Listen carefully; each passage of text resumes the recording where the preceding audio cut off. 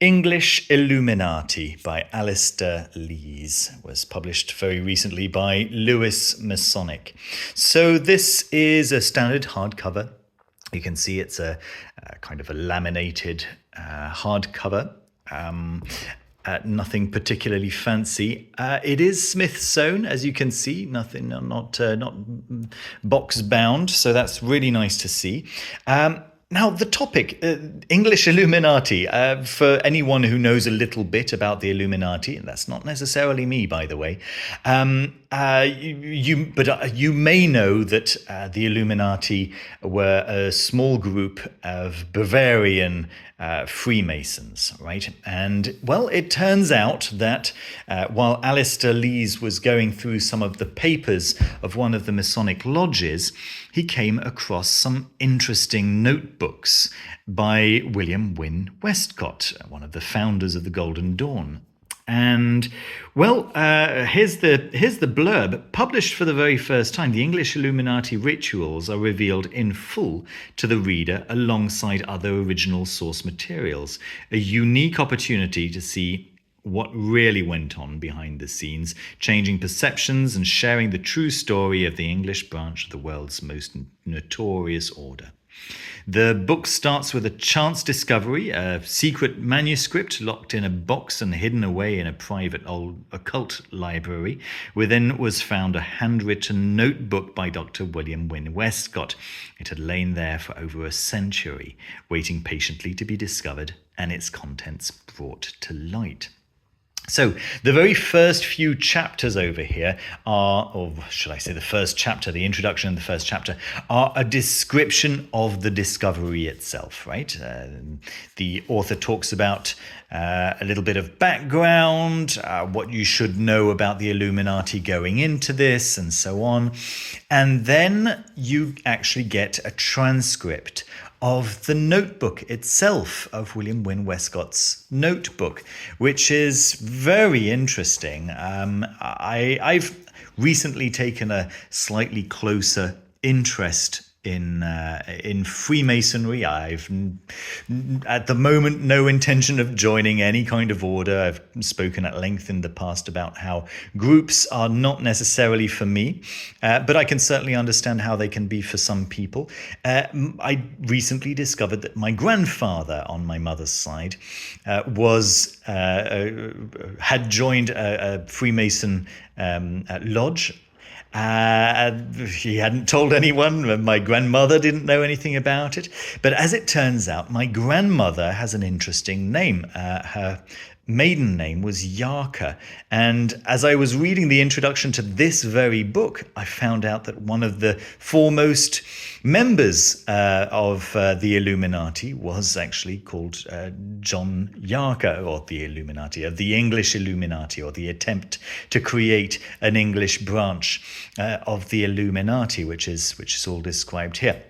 As you can see, the transcripts are very well done. You get the page itself as it was originally laid out, and then you get the transcript. So you get any graphic. Okay, so you can see the graphic over here is reproduced up here, and then a transcription. Sorry, of the text that was in the original. So yeah, that's really nicely done. And then towards the back, there is a biography of the people who were involved, right? So William Wynne Westcott and en course, what was his name? Here we go. Well, Carl Roos.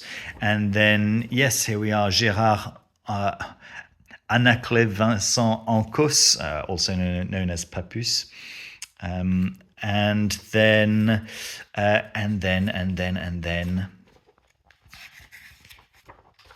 John Yarka, I guess.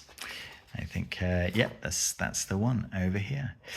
So that was very interesting for me from a very personal perspective. But I think that many people out there could be very curious to see what the rituals, right, which are fully described here, is fully described. It's a direct transcription of William Wynne Westcott's description of the initiatory writes for the Illuminati group, for the proposed English Illuminati group. There we are. So that's really, really cool. Very, very interesting, right, from a historical perspective, right? There's also a description of what the author expects probably happened, why it died out, why it's why it's well, how who was involved, like the full history of it, right? Why didn't it succeed, and so on and so forth.